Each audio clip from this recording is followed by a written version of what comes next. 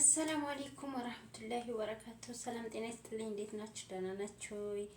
ከስንት ጊዜ በኋላ ጠፍቼ መጣኝ ማለት ነው። አሁን የመጣሁበት ምክንያት በጣም ገርሞኝ ነው። አሁን አብርሽ እውነት እያስመሰለ ነው።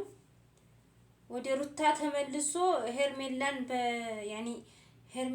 በሽተኛ መስሎ ሄርሜላን ሊርቅ ፈልጎ ነው አለሌላ አንዳንድ ጊዜ በቃ የሆነ መድኃኒት አድርገውበት ነው እየተባለ አይደለ?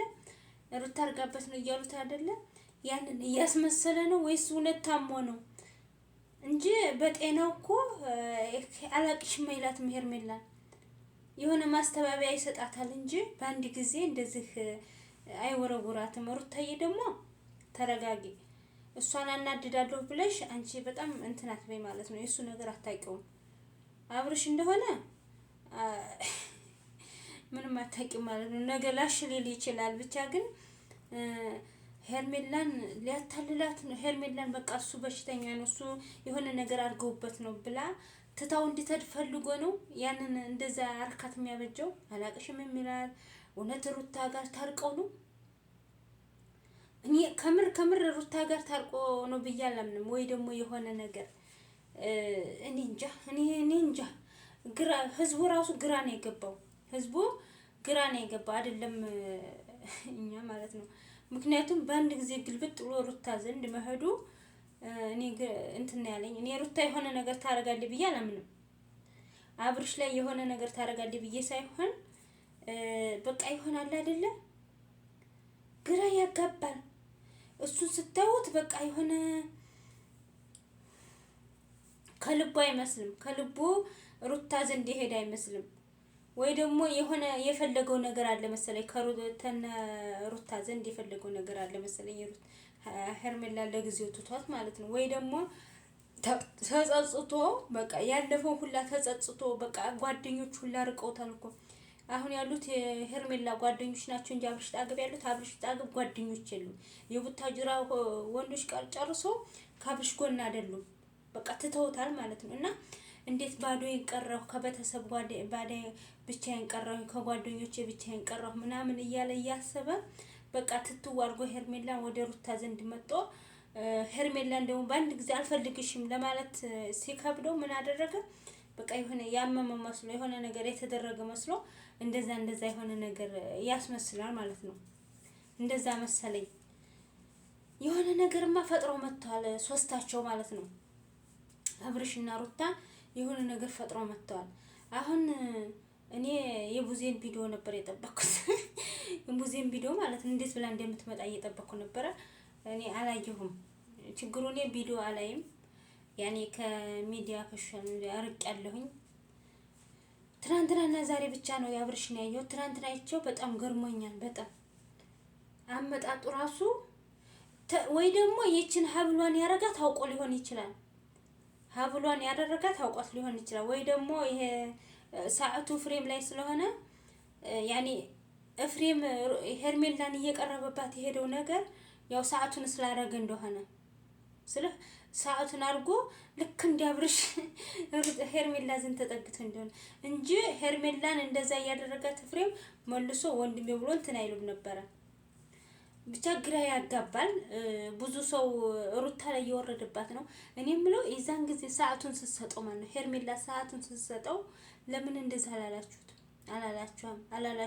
አላላችሁም ስላችሁ ዛሬ ሩታ የሆነ ሀብል ስትሰጠው አርጋበት ነው። ለምን እንግዳ ሄርሜላ ሰዓቱን ስታስርለት ያን ጊዜ ይችን እርጉዝ ሚስቱን እኮ ትቷት ሄደው የሆነ ነገር አርጋበት ነው ብላችሁ ለምን አልጮሃችሁም? እውነት አብርሽ አሁን ሰዓቱን አውጥቶ እንደው ተስተካክሎ ወደ ሩታ ዘንድ ሄዶ ነው? ለማንኛውም ሩታ ትችላለች። የማንንም ነገር ሳሰማ የሁሎችንም ጾስ ሳሰማ ማለት ነው።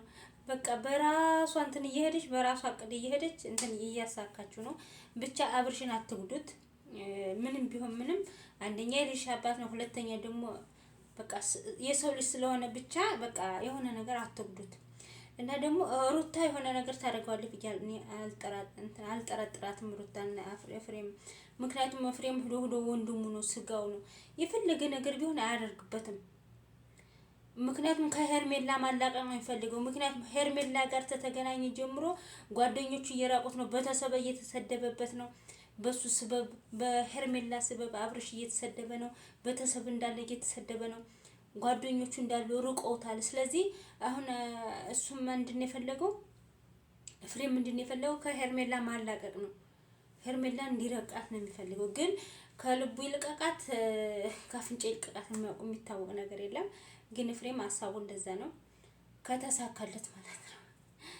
ብቻ እኔ አላመንኩም፣ ምንም ላምን አልቻልኩም። ምክንያቱም እኔ ቪዲዮን ራሱ ልብ ብዬ ማየት ፈራሁኝ። የሆነ በቃ የሚያስፈራ ነገር አለው።